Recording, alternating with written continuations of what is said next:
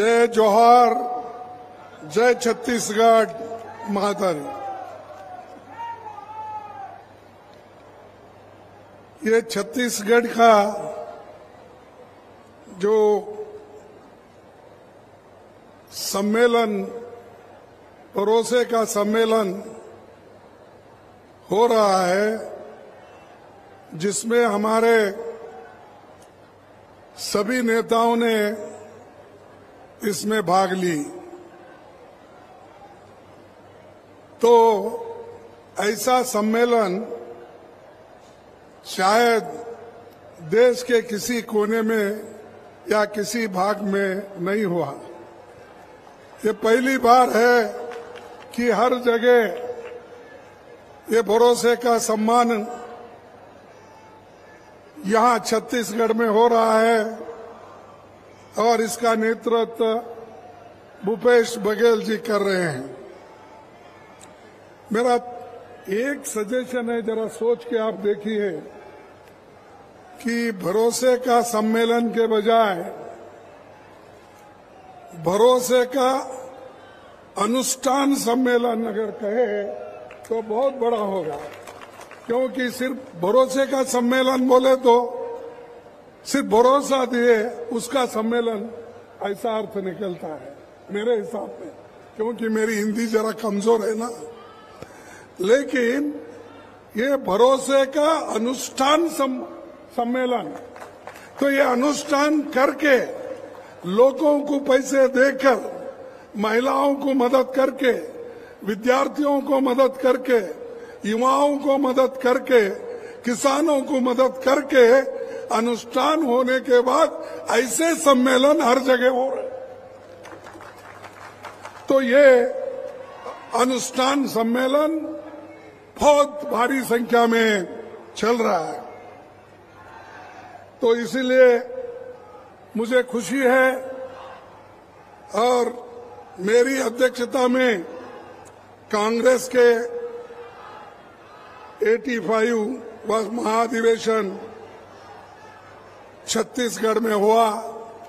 ये मेरे जीवन में भी एक नया इतिहास यहाँ पर आपने स्थापित किया। इस भाजपा सरकार नगर नार स्टील प्लांट का जो प्राइवेटाइजेशन करना चाह रही है, अभी उसका जिक्र भूपेश बघेल जी ने किया। अगर नगर नार स्टील कारखाने जो 2009 में अप्रूव हुआ था, लेकिन मोदी सरकार उसको आगे नहीं बढ़ा रही, क्योंकि ये सब प्राइवेट को देना चाहते हैं मोदी जी। क्योंकि जब प्राइवेट को देंगे तभी उनको कुछ मिलेगा, अगर सरकार करेगी तो गरीबों को मिलेगा। इसीलिए ये जो है स्टील प्लांट, इसको मजबूती के साथ आप लड़ना होगा और इसको बना के आप बताना होगा, क्योंकि इसका फायदा गरीबों के लिए है। करोड़ों रुपए का यहाँ पर व्यवहार होता है और युवकों को नौकरी मिलती है। इसीलिए ये जरूरी है कि पब्लिक सेक्टर या गवर्नमेंट इसको चलाए और मजबूती के साथ अगर इसको चला दिए तो हजारों लोगों को इसमें नौकरी मिलेगी। मोदी साहब हमेशा अच्छे इंस्टीट्यूशन को भी खराब करते हैं और उन्होंने डिसइन्वेस्टमेंट के लिस्ट में भी डाल दिया था। कई प्लांट उन्होंने हर जगह बेचते आए, कांग्रेस बनाते आई, मोदी जी बेचते जा रहे। हम लोगों को मदद कर रहे हैं, लेकिन वो उनकी रोटी रोजी छीन ले रहे हैं। यह आप सोचना चाहिए, खासकर दलित, पिछड़े, अति पिछड़े और आदिवासी, गरीब लोग, ये सोचना जरूरी है, क्योंकि पैसे वालों को कोई दुख और दर्द नहीं है। उनके पास बच्चों को पढ़ाने के लिए पैसे हैं, अच्छे से रहने के लिए पैसे हैं, अपने जीवन बिताने के लिए पैसे हैं, लेकिन गरीब अपने पेट भरने के लिए काम करता है और वो कुछ नहीं मांगता, हमारे हाथ को काम दो। इसीलिए सोनिया गांधी जी ने नरेगा योजना लाई। नरेगा योजना से हजारों लोगों को, लाखों लोगों को काम मिल रहा है। और जो स्टेट में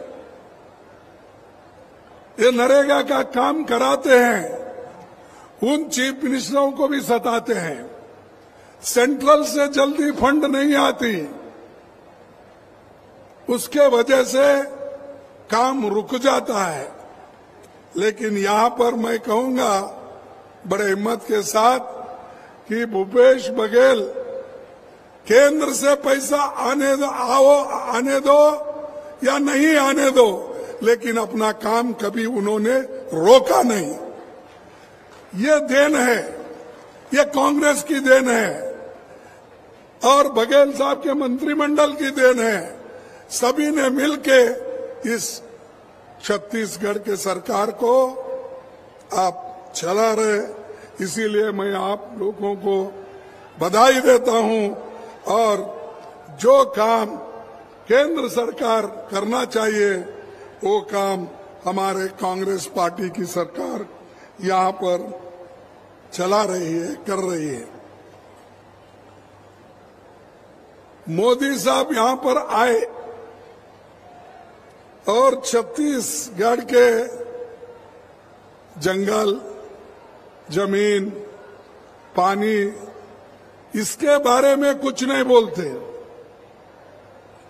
उन्होंने यहां आए सिर्फ छत्तीसगढ़ के सरकार को गालियां देना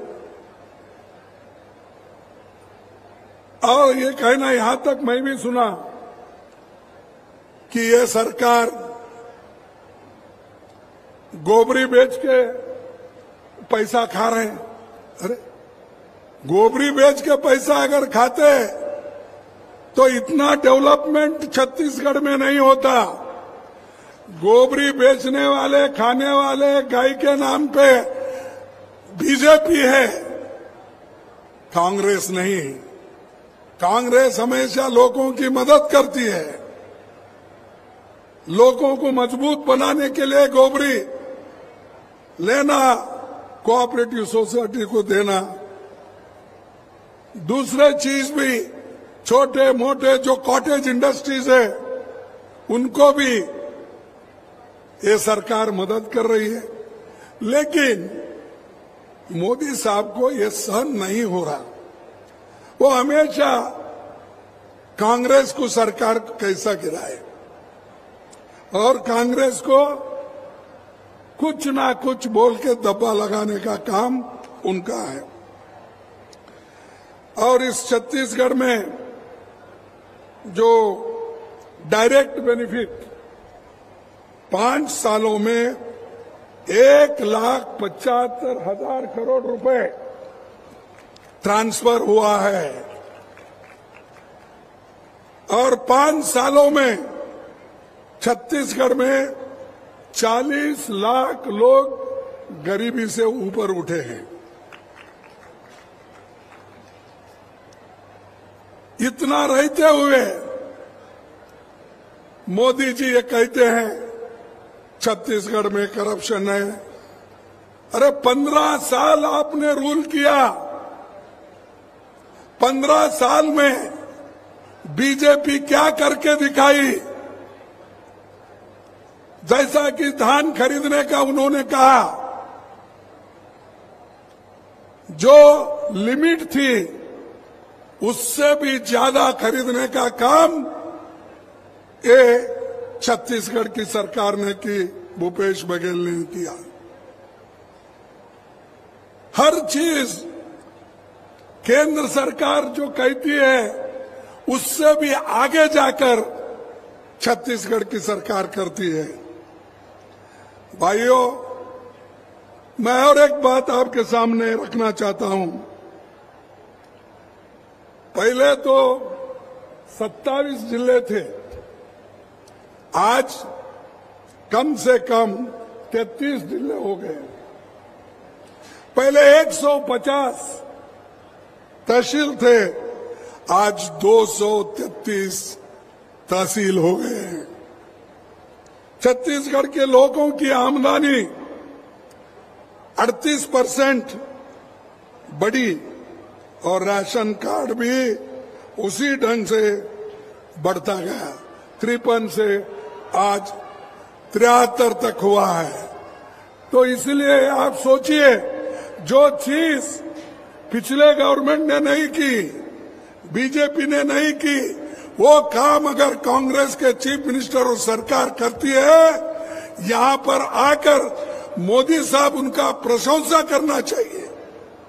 वो छोड़कर वो गालियां देने का एक ही सुन, बार बार सबको कुछ ना कुछ बोलते हैं।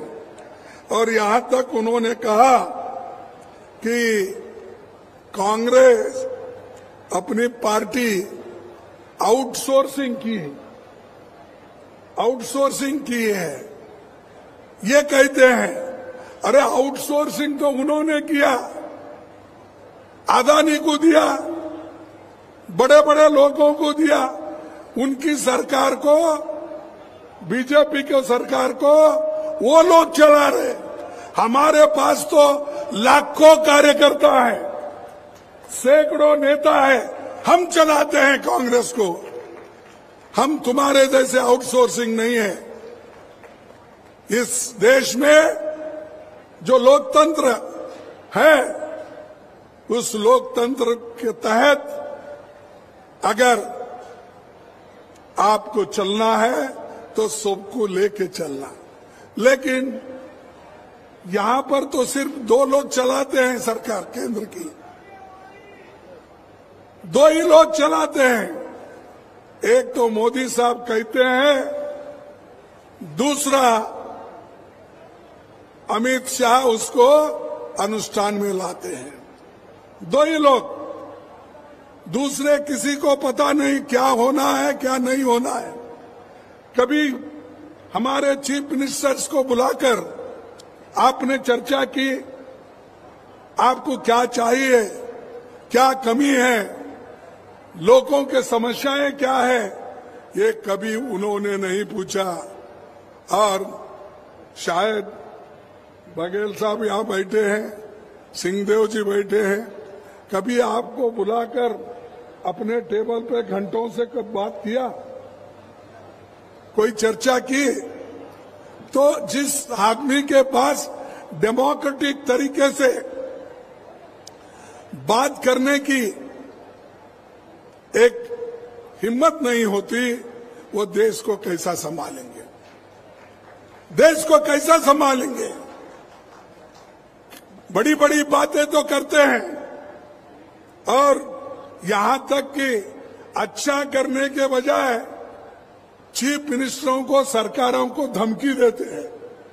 मेरी बात सुनो, अगर नहीं सुनेंगे तो मैं आपके पीछे ईडी लगाऊंगा। मेरी बात सुनो, अगर आप नहीं सुनेंगे इनकम टैक्स लगाऊंगा। इस ढंग से उन्होंने ईडी, इनकम टैक्स, विजिलेंस, सबको, सब पुलिस ऑफिसर इनको इस्तेमाल कर रहे हैं। अरे भाई, देश को ईडी और सीबीआई,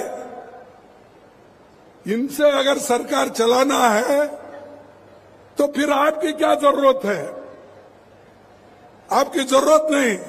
आप घर में बैठिए, बस इतना क्यों घूम रहे हो? फिर हर जगह जा रहे हैं। तेलंगाना जाते हैं, वहां कुछ क्रिटिसाइज करते हैं, छत्तीसगढ़ आते हैं, राजस्थान जाते हैं, मध्य प्रदेश जाते हैं, मेघालय जाते हैं, हर जगह जाते हैं और झूठ बोल के आते हैं। अभी आप ही ने कहा, मैं वो इस्तेमाल कर रहा हूं। तो बघेल साहब ने बोला झूठ। मेरे को तो उनका झूठ बातें सुन सुन के बेजार हो गया, क्योंकि मैं उनकी बातें 9 साल से सुन रहा हूं, तो आप 5 साल से सुन रहे हैं। तो आपको आधा मालूम है, मेरे को पूरा मालूम है। तो ये जो मोदी करते हैं, हमेशा झूठ बोलते हैं। सिर्फ झूठ ही नहीं, झूठों के सरदार है वो। कोई आदमी, ठीक है भाई, पहले बोले वो कि मैं 2 करोड़ नौकरियां देता हूं। 2 करोड़ नौकरियां मिले आपको तो हम समझेंगे चलो एक झूठ बोले। दूसरा बोले 15-15 लाख तुमको घर में तुम्हारे जेब में डालूंगा, बोले मिले, चलो ये भी एक झूठ है समझेंगे। और किसानों का आमदनी 2 गुना करूंगा, हो गया आपका। जो भूपेश ने दिया वही है आपके पास। मोदी का क्या है बोलिए आप। तो मोदी झूठ बोलते हैं, इसीलिए मैं बोल रहा हूं झूठों के सरदार। एक बार बोले तो ठीक है, चलो भाई कोई गलती में बोले इसके लिए वो, लेकिन झूठ पे झूठ हर बात और हर जगह जाते हैं। अरे म्युनिसिपैलिटी कारपोरेशन इलेक्शन नहीं छोड़ रहे, तुमको कहां छोड़ेंगे? एमएलए इलेक्शन वहां चले, कर्नाटक में भी आए, हर जगह घूमे, छत्तीसगढ़ हर जगह कोना कोना छप्पा मार रहे, राजस्थान में जा रहे, मध्य प्रदेश में जा रहे, तेलंगाना में जा रहे। तो हर दिल्ली से लेकर गली तक घूम रहे, दिल्ली से लेकर गली तक घूम रहे, लेकिन लोग वोट देने के लिए तैयार नहीं है। लोग कांग्रेस को चाह रहे हैं, कांग्रेस आने दो, ये खुद लोग कह रहे हैं। लेकिन मोदी जी, मैं और एक पूछता हूं, जब आपके नाम से इतने वोट आते हैं पार्लियामेंट में, मैं सब वोट लाता हूं, आप कहते हैं, फिर आपको हर राज्य में घूमने की क्या आवश्यकता है? हर राज्य में आप घूम रहे हो, लेकिन जहां जा रहे हो वहां हार रहे हो। आप ही देखिए, कर्नाटक के कोने कोने में छप्पे मारे, छप्पे वो गए, लेकिन वो हार के आए। हिमाचल में गए, वो हार के आए। अब ये 5 स्टेट का इलेक्शन है, यहां पर भी वो हार पाएंगे, वो हार जाएंगे, ये एक आप लिख लीजिए। फिर भी हर जगह जाते हैं। आज अपोजिशन पार्टी के गवर्नमेंट उनसे भी ज्यादा है। सबसे ज्यादा अपोजिशन पार्टी की सरकारें हर स्टेट में है। अगर आपके पास इतनी जादू की छड़ी थी या है, तो आप वेस्ट बंगाल कैसा हारे, छत्तीसगढ़ कैसा हारे, राजस्थान कैसा हारे, और हमारे तमिलनाडु कैसा हारे। आप देखिए कितने हैं, 12, 15, 16 स्टेट हारे, फिर भी वो बात कहते हैं कि लोग मुझे चाहते हैं, इसीलिए मैं ये करता हूं। अगर लोग चाहते तो इतने राज्यों में तुम नहीं खोते थे। बीजेपी सरकार वहां भी आती थी, लेकिन नहीं, क्योंकि आप हमेशा एक दूसरों की योजनाओं को फेल करना इनका आदत है। तो इसलिए उन्होंने हमेशा बोलते हैं आपकी गारंटी अलग है, कांग्रेस की गारंटी अलग है, लेकिन उनकी गारंटी क्या है? 35 साल उनके रिकॉर्ड बेरोजगारी का है। ज्यादा से ज्यादा लोगों को बेरोजगार रखना ये उनकी गारंटी है। ज्यादा से ज्यादा जीएसटी बढ़ाना ये उनकी गारंटी है। हमारी गारंटी क्या है? लोगों को सस्ता अनाज देना, लोगों को पढ़ाना, लोगों को एमएसपी बढ़ाना, यह हमारी गारंटी है। लेकिन उनकी गारंटी लोगों को सताने का, और जो काम एक छत्तीसगढ़ में होता है वो गुजरात में नहीं हुआ। गुजरात मॉडल अगर आप स्वीकार करेंगे तो आप मरेंगे। छत्तीसगढ़ की मॉडल अगर आप स्वीकार करेंगे आप बचेंगे। तो ये आपका काम है। इसीलिए मैं आपसे विनती करता हूं कि सोचिए, सोचकर कदम उठाओ और घर घर जाके अपील करो। ये तो सरकारी काम है, बहुत काम सरकार का उन्होंने किया है। मैं पहले से ही बोल रहा हूं, उनको और आप लोगों को भी बधाई देता हूं, क्योंकि जब तक आप उनके पीछे मजबूत है, उनके साथ है, तो कोई कांग्रेस सरकार को बिगाड़ नहीं सकता, कोई भी इसको खराब नहीं कर सकता। भाइयों, और एक मुद्दा हर जगह वो कहते हैं, हमने महिलाओं के लिए रिजर्वेशन लाया और कांग्रेस वाले उसको विरोध कर रहे हैं। कांग्रेस वाले विरोध कर रहे हैं। अरे अमेंडमेंट 52, 53, 54 किसने लाया? छत्तीसगढ़ में जिला पंचायतों में, तालुका पंचायतों में जो आपको रिजर्वेशन मिला है, जो महिलाएं, माताएं आज कुर्सी पे बैठे हैं अध्यक्ष होकर, उपाध्यक्ष, वो किनके वजह से? ये कौन किए? ये तो कांग्रेस ने किया, राजीव गांधी जी ने किया, बाद में वो नरसिंह राव जी ने उसको कानून के मुताबिक आगे लाया। लेकिन इसका भी क्रेडिट वही लेते हैं। अरे आप तो महिलाओं के बारे में कभी भी उनकी, हमेशा उनका एक ये है, उनका जो आइडियोलॉजी है वो महिलाओं के खिलाफ है। महिलाओं को कभी भी उन्होंने आगे आने नहीं दिया।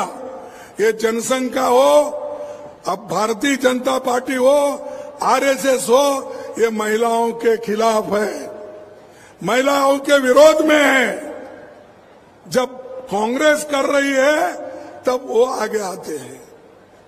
यही लोगों ने जब राजीव गांधी जी के जमाने में और देवेगौड़ा जो हमारे पार्टी के सपोर्ट से प्रधानमंत्री बने थे, उस वक्त हमने जो पास करवाया था उसको भी अगर किसी ने विरोध किया तो ये बीजेपी ने विरोध किया, इसीलिए हमारा बिल उस वक्त गिर गया। और हमको ये क्या है, एक कहावत है हिंदी में, मेरे को ठीक नहीं आ रहा, चोर उल्टा, ऐसा, अच्छा ठीक है, चोर उल्टा कोतवाल को ढाके। ऐसा काम तो वो कर रहे गलत, और हमको बोल रहे हैं कि कांग्रेस आड़ी आ रही। गरीबों के लिए हम कुछ देना चाहते हैं, माँ बहनों को देना चाहते हैं, शेड्यूल कास्ट को देना। अरे भाई, शेड्यूल कास्ट को तो ऑलरेडी रिजर्वेशन है, तुम क्या देते हो? शेड्यूल ट्राइब्स को रिजर्वेशन है, तुम क्या देते हो? उनको भड़काने का आदिवासियों को मिल रहा है, शेड्यूल कास्ट को मिल रहा है, और ये लोग वो छीनना चाहते। अरे छीनना हम नहीं चाहते, तुम तो छीनना चाहते थे, हमने उसको रोक दिया, रख दिया, और आगे हमारी गवर्नमेंट आई, ये पहला हम काम करेंगे। तुम्हारा क्या है? तुम 1934 का 2034 का बता रहे हैं। आज अगर उनमें महिलाओं के लिए प्रेम है, गरीबों के लिए प्रेम है, पिछड़े हुए वर्गों के लिए प्रेम है, तो अब जो संख्या अस्तित्व में है 543, आप उसी में करो।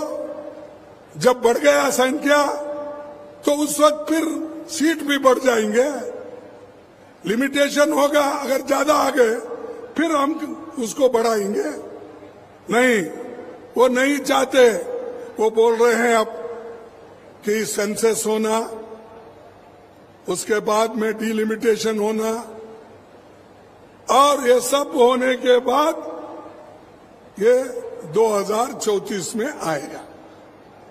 यानी उनकी नीयत अच्छी नहीं है, और नीयत अच्छी नहीं रहने की वजह से अब गांव-गांव फिर के ये प्रचार कर रहे कि कांग्रेस वाले हमको मदद नहीं करें या मजबूरी में मदद करें।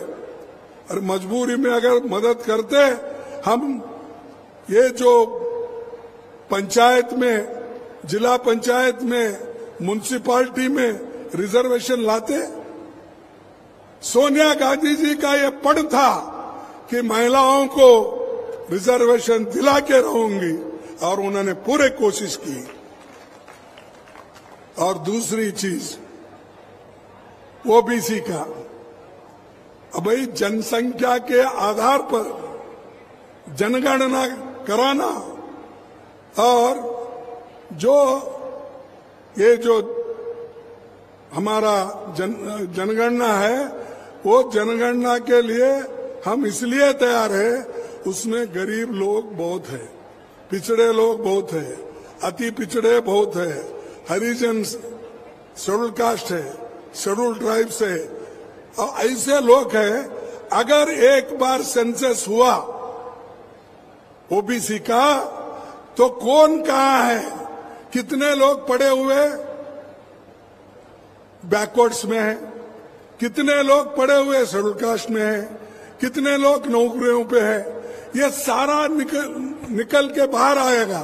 तब हमको मालूम होगा किनको क्या ट्रेनिंग देना, किनको क्या बताना, किनको कौन सा मदद करना, पैसे से किसको मदद करना, जमीन अगर नहीं है तो उसको कैसा देना। ये इन तमाम चीजों को, गरीबों को मदद करने के लिए हमने डिमांड किया कि ये गरीबों की, बैकवर्डों की जनगणना होनी चाहिए, सेंसस होना चाहिए, उनको आप कीजिए। अब कर्नाटक में भी रेडी है, कर्नाटक में भी पहले से ही रेडी है, लेकिन वो बाहर नहीं आया, अब आ जाएगा। बिहार में 2-3 दिन पहले उसको बाहर निकाला गया, उसमें सारी चीजें हैं मालूम। लेकिन मोदी साहब क्या कहते हैं, ये कांग्रेस वाले, ये अपोजिशन वाले देश को तोड़ने के लिए, लोगों में फूट डालने के लिए, महिलाओं में फूट डालने के लिए, महिलाओं के हकूक छीनने के लिए ये कर रहे हैं, ये उनका कहना है। तो ये चीजें जरा आप लोग होशियार हो गए, थोड़ा मोदी साहब जानना चाहिए। अब पहले के जैसा नहीं, 2014 में आए, गलती से फिर एक बार 2019 में आए, लेकिन यही खेल आगे नहीं चलने वाला है। हर कम्युनिटी के लोग होशियार हो गए और देश को बचाने वाला तुम एक ही नहीं, आप अकेले ही गुत्ता नहीं लिए। देश को बचाने वाले, देश में एकता रखने वाले हम हैं। हम सभी लोग उसके लिए लड़ते हैं। देश को एकता से रखने के लिए ही इंदिरा गांधी जी ने अपनी जान खोई, राजीव गांधी जी ने अपनी जान खोई, और आज राहुल गांधी पाद यात्रा करते हैं, हर जगह जाते हैं और आज बैकवर्ड के लिए लड़ रहे हैं। और इसके बावजूद भी हम हमारे को टीका कर रहे हैं। अब हमारे 4 मिनिस्टर हैं, मुख्यमंत्री से 4 मुख्यमंत्री है। 4 मुख्यमंत्री में आप बताइए हम उनको रिप्रेजेंटेशन ठीक दिए या नहीं। अब छत्तीसगढ़ के मुख्यमंत्री कौन है? बघेल है। बघेल बैकवर्ड है क्या है? तो बैकवर्ड है। कर्नाटक में सिद्धरामैया है और वो एक धनगर कम्युनिटी, शेपर्ड कम्युनिटी से आते हैं, वो भी बैकवर्ड है। राजस्थान में गहलोत जी, वो भी बैकवर्ड है। अरे हमारे पास 4 मुख्यमंत्री है, उसमें 3 बैकवर्ड क्लास के लोग हैं। और आपके पास किसी बैकवर्ड को भी लिए, किसी शेड्यूल कास्ट को भी लिए, तो अंतर इतना दूर रहता है। उसके साथ पाप विचारो, चीफ मिनिस्टर भी बात नहीं करता, कैबिनेट मिनिस्टर से उन्होंने बात नहीं करते। सबका वो पहले हम देखते थे, पहले सब टीवी ये नहीं थे, वो दूरदर्शन देखते थे। वैसा ही आज मोदी साहब उन कैबिनेट मिनिस्टर को, चीफ मिनिस्टर को, अच्छे जितने भी बड़े अधिकारी हैं, उनको दूर से दर्शन देते हैं। इसीलिए वो दूरदर्शन अब वहां गया है। पहले जो आकाशवाणी में इसमें था, वो डिपार्टमेंट में था, अब दूरदर्शन मोदी जी के पास है। सबका दूर से दर्शन देते, नजदीक जाना बड़ा मुश्किल है उनको। कहीं फोटो कीटू के लिए कहीं खींच के जबरदस्ती से लेते हैं, वो बात और है। लेकिन यहाँ हमारे पास चीफ मिनिस्टर, हमारे नेता राहुल गांधी जी लोगों में मिल रहे, कारपेंटर के पास जाते हैं, मैकेनिक के पास जाते हैं, छोटे बड़े लोगों के पास जाते हैं, अमृतसर में जाके वो जूते पॉलिश करते हैं, सेवा करते हैं, उनके कटोरे धोते हैं। ये हमारा मकसद है। और हमारे नेता लोग जनता के नजदीक है। ये दूरदर्शन नहीं देते हमारे लोग। जो हमारा बहुत बड़ा 4,500 किलोमीटर का जो ये चला भारत जोड़ो यात्रा, हर एक लोग से मिले, हर एक को गले लगा लिए, हर एक के साथ चले, बूढ़ा हो, नौजवान हो, महिलाएं हो, सबके साथ चले। मोदी जी के पास है वो? देखे कभी छत्तीसगढ़ में आके किसी से मिला ऐसा? अब जब ये नहीं है, जिसके पास कंपैशन नहीं है, करुणा नहीं है, वो आदमी दूसरों के बारे में ठीक नहीं सोचता। इसलिए भाइयों, मैं आप लोगों का ज्यादा वक्त नहीं लेता। मैं यही कहूंगा कि जो काम हमने पहले से करते आए और करते रहेंगे, और ये जो झूठे लोग हैं, झूठों के सरदार जो लोग हैं, इनको जरा दूर रखिए आप, और उसके बारे में आपको सोचना पड़ेगा। मैं आखिरी बात एक बोलता हूं, ये देश में जो सबको वोटिंग का हक मिला, वो पंडित जवाहरलाल नेहरू जी और डॉक्टर अंबेडकर के वजह से मिला, ये याद रखिए। जो अडल्ट फ्रेंचाइज है, जिसकी उम्र उस वक्त 21 थी, आजादी मिलने के बाद सभी 21 वर्ष के पुरुष हो या महिला हो, उन सबको वोटिंग का अधिकार मिला। अमेरिका में आजादी मिलने के कई सालों को बाद महिलाओं को वोटिंग मिला, यूके में मिला, फ्रांस में मिला, कई सालों के बाद। यहां जिस दिन संविधान तैयार हुआ उसी दिन महिलाओं को वोटिंग का अधिकार मिला, दलितों को मिला, पिछड़े को मिला, सबको मिला। मिला या नहीं? क्या उस वक्त मोदी जी पैदा हो गए थे? क्या शाह पैदा हो गए थे? अरे हमने सब कुछ करके दिया। अगर हम इस लोकतंत्र को नहीं बचाते, इस संविधान को अगर हम नहीं बचाते, तो मोदी और शाह जैसे लोग प्रधानमंत्री और गृह मंत्री नहीं बन सकते थे। यह हमारी देन है, हमारा गिफ्ट है। इसीलिए तो शुक्रिया अदा करो। वो सब छोड़ के एक परिवारवाद। परिवार में कौन है भाई? क्या गांधी परिवार में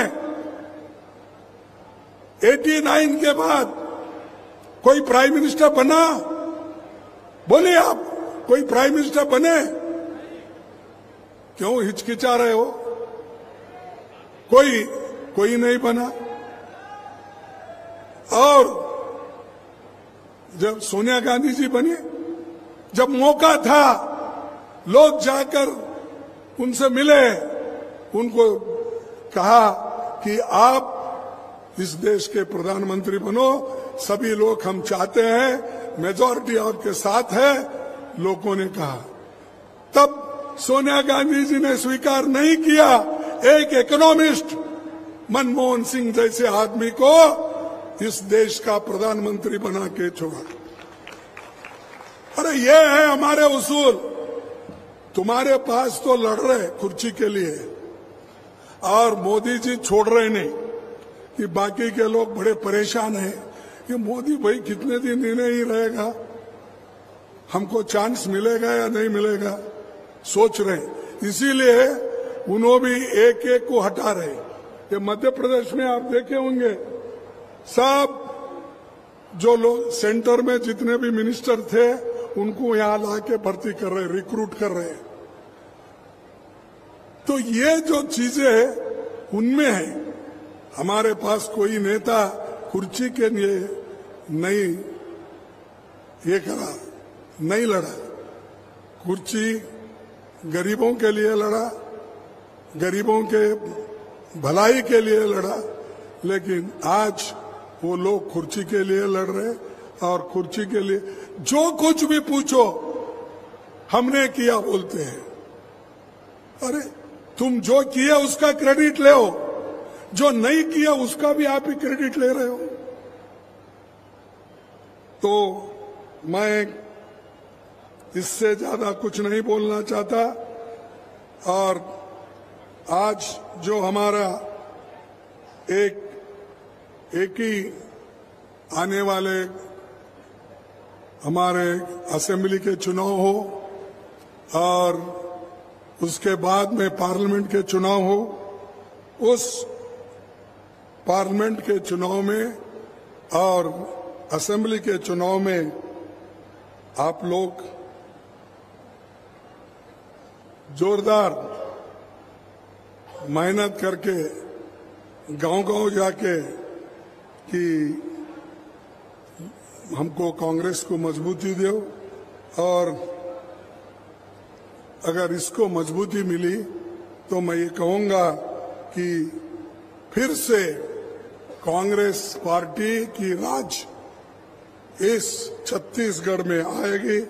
और आज जितने भरोसे पूरे उन्होंने अनुष्ठान किया, और जो उनके आगे आने वाले जो मैनिफेस्टोज है, इलेक्शन मैनिफेस्टो में जो और वायदे करेंगे वो पूरा पूरा कांग्रेस पार्टी निभाएगी। इसीलिए मैं ज्यादा और उचित नहीं समझता कि आपका समय लूं, और एक ही बात मैं कहूंगा कि आपके पास हिम्मत है, आपके पास सब कुछ है, डरो मत। तो डराएंगे थोड़ा कुछ, वो मैं हमेशा यहाँ होते ही रहता। अच्छा कोई कार्यक्रम रहा, मोदी जी की टीम आती है तो हारने दो जीतने दो, वो फील्ड में रहते ही है। क्योंकि जब मेरा यहाँ पर इलेक्शन हुआ, उसके बाद यहाँ पर अधिवेशन हुआ, उस अधिवेशन के दिन ही उन्होंने हमारे कांग्रेस के नेताओं के ऊपर ईडी की धात डाली, सीबीआई की डाली, लेकिन लोग डर रहे नहीं। उन्हें डराने की कोशिश कर रहे हैं। जो नियत से हमारे लोग हैं वो डर रहे नहीं। जब नहीं डरते हैं तो उन्हें कुछ ना कुछ कहते हैं। और मैं एक ही आप सभी लोगों के तरफ से मोदी जी को एक बात विनती करूंगा, कम से कम एक मीटिंग कम करके मणिपुर जाके आप एक मीटिंग बोले। 6 महीने हो गए, दंगे चल रहे हैं, लोगों को मार रहे हैं, महिलाओं को नंगे करके फिरा रहे हैं, गोलियां चला रहे हैं। वहां आप नहीं जा रहे? आपको वो मणिपुर क्या इस देश का हिस्सा नहीं है? वहां इसलिए नहीं जा रहे, इनको आने ही नहीं दे रहे वहां। और यहां फिर रहे कहा जहां लोग मजबूत है, अच्छी सरकारें चल रही है। ये भूपेश बघेल को कैसा मैं आगे ढकलूं, राजस्थान को कैसा मैं निकाल दूं, हर चीज। अब कर्नाटक को कैसा मैं निकाल दूं। देखिए, ऐसा करने से नहीं होता। देश के लोगों की चिंता करना चाहिए। मणिपुर में जो चल रहा है, मोदी साहब चुप बैठने के वजह से चल रहा है। मोदी साहब हिम्मत नहीं कर रहे। मैं समझूंगा मोदी साहब हिम्मत हारे हैं। अगर आपके पास हिम्मत है तो जाके वहां पर सुलझाओ। वहां सुलझाना नहीं चाहते आप, चलने दो, कितना दिन चलता है। हमारे राहुल जी जाके आ गए, 21 एमपी जाके आ गए। भाई आपको क्या होगा? आपके पीछे तो एक 25 गाड़ियां 40 गाड़ियां रहते हैं, और आपके पीछे बंदूकधारी लोग भी रहते हैं। इतने व्यवस्था रहने के बावजूद भी आप डर रहे हो, वहां जा रहे नहीं। इसका मकसद क्या है? तो भाइयों, कम से कम एक मीटिंग छत्तीसगढ़ में कम करके, या हमारे तेलंगाना में कम करके, या अपना राजस्थान में कम करके, कहीं तो एक मीटिंग कम करके कम से कम एक बार तो मणिपुर जाके आने दो। यही मैं अपील करता हूं आपके ओर से। और इससे ज्यादा मैं कुछ नहीं कहना चाहता हूं, क्योंकि उधर अपने दक्षिण में तो उनकी दुकान बंद हो गई है, क्योंकि अब तमिलनाडु में कुछ नहीं है, उसके बाद में केरला में नहीं है, उसके बाद कर्नाटक में नहीं है, उसके बाद अब इसमें आंध्रा में तो उनका कुछ भी नहीं है, और अब एक तेलंगाना का है, वहां तो आने वाला नहीं है। वहां भी कांग्रेस ही आएगी। तो इसीलिए उन्होंने दक्षिण दरवाजे को बहुत बड़ा अलीगढ़ का ताला लगा दिया। कोई बीजेपी वाला नहीं जाना वहां पर, ये उनका ही कहना है। तो इसीलिए आज आप सभी मिलके हमको मदद करेंगे, साथ देंगे और जो कार्यक्रम हमारे भूपेश बघेल जी और उनके साथियों ने किया है, अच्छा काम किया है, उसको और मजबूती से आप काम करवाइए और मौका दीजिए। इतना कहते हुए मैं अपने भाषण को समाप्त करता हूं। जय हिंद, जय कांग्रेस।